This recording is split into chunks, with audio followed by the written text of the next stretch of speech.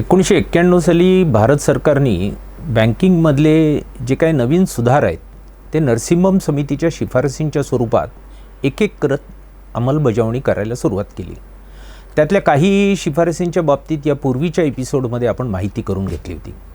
आज आपण directed credit म्हणजे निर्धारित कर्ज या संदर्भातल्या शिफारसीचा परिणाम नेमका काय झाला हे समजावून घेणार आहोत। नरसिम्हम समिती असं म्हणते की सरकारने कोणाला किती कर्ज द्यावं हे सांगू नये, ते बाजारावर सोडून द्यावं। बाजार ठरवेल कुठल्या क्षेत्राला किती कर्ज पुरवठा करायचा। आणि मग त्याचा एक परिणाम असा होतो की शेतकऱ्यांना किंवा स्वयंरोजगारासाठी दिले जाणारी जी कर्ज आहेत त्याच्यासाठी जी बंधनं होती ती बंधनं काढून टाकावी लागली असती। पण सरकारच्या हे लक्षात आलं की भारतामध्ये रोजगार निर्मिती किंवा शेती हे असे सेन्सिटिव्ह सेक्टर्स आहेत की त्या संदर्भात आपण जर उघडपणे काही अशी भूमिका घेतली की निर्धारित कर्ज बंद करावीत तर त्याची राजकीय किंमत आपल्याला मोजावी लागू शकते।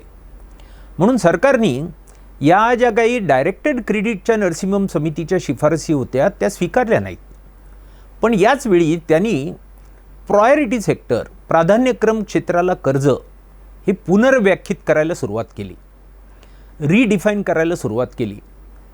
म्हणजे काय तर शेतीला 12% प्रत्यक्ष शेती आणि 6% अप्रत्यक्ष शेती इनडायरेक्ट ॲग्रिकल्चरला कर्ज पुरवठा केला पाहिजे अशी रिझर्व्ह बँकेची शिफारस होती। पण मग सरकारने हळूहळू त्यामध्ये डायल्यूशन करायला सुरुवात केली की आता शेतीमध्ये त्यांनी एखाद्या इलेक्ट्रिसिटी जनरेशन कंपनीला जर शेतीसाठी कर्ज पुरवठा केला तर त्याचं शेतीमध्ये त्यांनी क्लासिफिकेशन करायला सुरुवात केली। इलेक्ट्रिसिटी जनरेशन, कारण वीज ही शेतीला लागते म्हणून त्याचं शेतीमध्ये क्लासिफिकेशन। तसं वेअरहाऊस बांधलं जातं शेतमाल ठेवण्यासाठी किंवा शेतमालाच्या ने-आणण्यासाठी जी वाहनं वापरली जातात त्याला कर्ज दिलं तर ही सगळी कर्ज ही त्यांनी ॲग्रिकल्चरमध्ये क्लासिफाय करायला सुरुवात केली। म्हणजे बघा, अदानीनी जर एखादी इलेक्ट्रिसिटी जनरेशन किंवा इलेक्ट्रिसिटी डिस्ट्रीब्युशन कंपनी काढली तर तिचं पण क्लासिफिकेशन हे शेती कर्जामध्ये केलं जाऊ शकतं। किंवा अंबानी आणि अदानीनी जर गोडाऊन काढले बांधले ज्याच्यामध्ये शेतीमाल ठेवला जातो तर त्याचंही क्लासिफिकेशन शेती कर्जात होतं।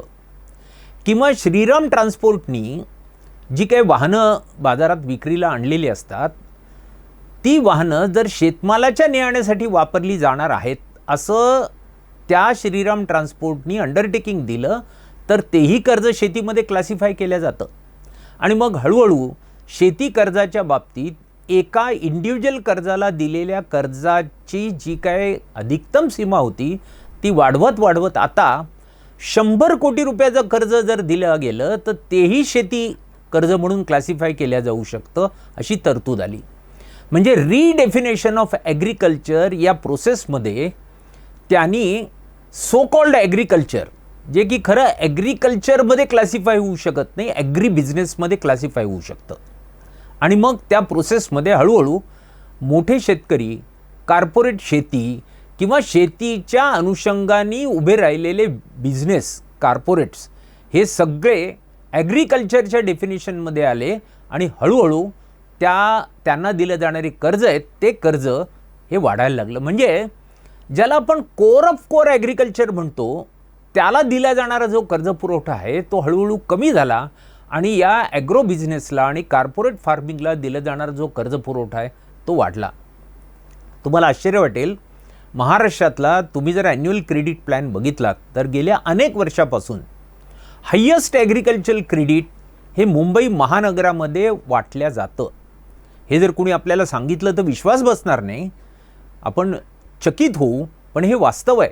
स्टेट लेवल बँकर्स कमिटीच्या वतीने दरवर्षी प्रसिद्ध करण्यात येणारे जे ॲन्युअल क्रेडिट प्लॅन आहेत त्यातली आकडेवारी आपल्याला असं सांगते की महाराष्ट्रामध्ये हायेस्ट ॲग्रिकल्चर लोन हे मुंबई महानगरामध्ये वाटलं जातं, ज्या मुंबई महानगरामध्ये सुईच्या टोकावर मावेल एवढी पण काळी जमीन नाही।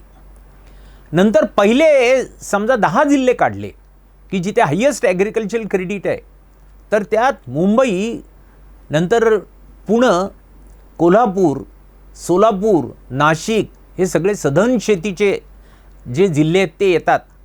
पण छत्रपती संभाजीनगर हे पहिल्या 10 मध्ये येईल, नागपूर पहिल्या 10 मध्ये येईल. पण ते सोडता उर्वरित जे काही मराठवाड्यातले आणि विदर्भातले जिल्हे आहेत ते कुठलेच जिल्हे हे ॲग्रिकल्चरल क्रेडिटमध्ये प्राधान्याने येत नाहीत. तुम्हाला आश्चर्य वाटेल, पण मराठवाड्यातल्या 8 जिल्ह्यात वाटलं जाणारं जे शेती कर्ज आहे ते शेती कर्ज याच्यापेक्षा मुंबई महानगरामध्ये वाटल्या गेलेलं शेती कर्ज हे अधिक आहे. विदर्भातल्या 12 जिल्ह्यात वाटल्या गेलेलं शेती कर्ज आहे याच्यापेक्षा मुंबई महानगरामध्ये वाटलं गेलेलं शेती कर्ज आहे ते अधिक आहे. म्हणजे काय झालं, नरसिम्हम समितीची जी शिफारस होती की डायरेक्टेड क्रेडिट बंद करा, ती सरकारने बंद केली नाही, कारण त्याला होणारा संभाव्य राजकीय विरोध लक्षात घेता ते त्यांनी तशीच कायम ठेवली ॲग्रिकल्चरल क्रेडिट. पण रिडेफिनेशन ऑफ ॲग्रिकल्चर या प्रोसेसमध्ये त्यांनी ॲग्रो बिझनेस आणि कॉर्पोरेट फार्मिंग ॲड केल्यामुळे शेवटी शेती कर्ज याचा जो सिग्निफिकन्स होता शेती या क्षेत्राशी संबंधित तो हळूहळू डायल्यूट झाला किंवा कमी झाला. आणि आज नॅशनलाइज बँका देखील किंवा खाजगी क्षेत्रातल्या बँका देखील आज शेती कर्ज जी वाटतात ती कॉर्पोरेट फार्मिंग किंवा ॲग्रो बिझनेससाठी वाटण्यासाठी प्राधान्य देतात. आणि मग तेही करून जर शेती कर्जचं उद्दिष्ट पूर्ण झालं नाही तर रिझर्व्ह बँकेने एक वेगळं इन्स्ट्रुमेंट आता इव्हॉल्व केलेलं आहे की ज्या बँकेकडं शेती कर्ज हे 40% अधिक टक्केवारीमध्ये आहे, ती बँक ज्या बँकेचं उद्दिष्ट 40% पूर्ण झालं नाही त्यांना ते शेती कर्जाचा पोर्टफोलिओ विकू शकते. आणि त्याच्यासाठी रिझर्व्ह बँकेने इंटरबँक पार्टिसिपेटरी नोटसारखं एक इन्स्ट्रुमेंट इव्हॉल्व केलं. आणि आता रिझर्व्ह बँकेच्या वेबसाईटवर या प्रायोरिटी सेक्टरच्या शेती कर्जाची किंवा शेती कर्जाचे खरेदी विक्री व्यवहार करण्यासाठी एक खास विंडो ओपन केलेली आहे. एवढंच नाही तर एवढंही करून जर ते उद्दिष्ट पूर्ण झालं नाही तर रिझर्व्ह बँक असं म्हणतं की जो शॉर्टफॉल आहे तो शॉर्टफॉल त्या बँकेला नाबार्डच्या द्वारे जो रुरल इन्फ्रास्ट्रक्चर डेव्हलपमेंट फंड उभा केला जातो त्यात गुंतवावा लागेल. म्हणजे आज शेती कर्जासाठी तुम्ही 4%, 5%, 7%, 8% व्याजदराने जे कर्ज पुरवठा करता त्याच्याऐवजी तुम्हाला RIDF जर इन्व्हेस्टमेंट केली तर बँकांना फक्त 3% व्याज मिळेल. म्हणजे त्या अर्थाने तो एक बँकांचा लॉस आहे. तरी देखील विदेशी बँका, खाजगी बँका हे इंडिव्हिज्युअल शेतकऱ्याला कर्ज देण्याऐवजी RIDF इन्व्हेस्टमेंट करणं पसंत करतात, कारण एकदा इन्व्हेस्टमेंट केली की ते निवांत पडून राहू शकतात. पण तुम्ही जर इंडिव्हिज्युअल शेतकऱ्याला कर्ज वाटलं तर त्याचं डॉक्युमेंटेशन करावं लागतं, त्याचं डिस्बर्समेंट करावं लागतं, त्याचा फॉलोअप करावा लागतो, pre sanction, post sanction, visit हे सगळे त्याचे सोपस्कार करावे लागतात. ते RIDF इन्व्हेस्टमेंट केल्यानंतर करावे लागत नाहीत. पण याचा रिझल्ट अँड इफेक्ट असा झाला की जो सामान्य शेतकरी आहे त्या सामान्य शेतकऱ्याला जे कर्ज बँकिंग सिस्टीमद्वारे मिळत होतं ते हळूहळू कमी मिळायला लागलं. मग त्या शेतकऱ्याकडे पर्याय काय, तो नॉन बँकिंग फायनान्शियल इन्स्टिट्यूशन किंवा मायक्रो क्रेडिट इन्स्टिट्यूशनकडे अप्रोच व्हायला लागला की त्या NBFC आणि मायक्रो क्रेडिट इन्स्टिट्यूशनचं शेती कर्जावरचा व्याजदर हा 12%, 14%, 16%, 18% एवढा जास्त आहे, जो की नॅशनलाइज बँकाचा 6 ते 7% आहे. आणि त्यातही जर रेग्युलर रिपेमेंट केलं तर राज्य सरकार आणि केंद्र सरकारची सबसिडी जर फॅक्टर केली तर 0% व्याजदराने हे शेती कर्ज शेतकऱ्याला उपलब्ध होतं. त्याला 12, 14, 16, 18% व्याजदराने हे कर्ज घ्यावं लागतं. त्यात पुन्हा आणखी एक नवीन योजना निघाली, गोल्ड लोन, की सोनं गहाण ठेवून तुम्ही शेतीसाठी पण कर्ज घेऊ शकता. आणि मग हे सोनं गहाण ठेवून बँका शेतीसाठी कर्ज द्यायला लागल्या किंवा या NBFC किंवा मायक्रो क्रेडिट इन्स्टिट्यूशन कर्ज द्यायला लागल्या. आणि आता स्मॉल फायनान्स बँका देखील शेतकऱ्यांना असं कर्ज उपलब्ध करून देऊ लागल्या, ज्याची कॉस्ट ऑफ क्रेडिट वाढली. म्हणजे आपण नीट समजून घेतलं तर लक्षात येतं की आज शेतकऱ्यांच्या आत्महत्या वाढत आहेत, त्या इंडेटेडनेसमुळं वाढत आहेत, कर्जबाजारीपणामुळं वाढत आहेत आणि तो शेतकरी कर्जांच्या सापळ्यात अडकतो. याला कारण आज रिडेफिनेशन ऑफ ॲग्रिकल्चर आणि ओव्हरऑल ॲग्रिकल्चरल क्रेडिटबद्दलचा जो काही रिझर्व्ह बँकेचा आणि सरकारचा ॲप्रोच आहे त्याचा परिणाम म्हणून आज मोठ्या प्रमाणावर शेतकऱ्यांच्या आत्महत्या होत आहेत.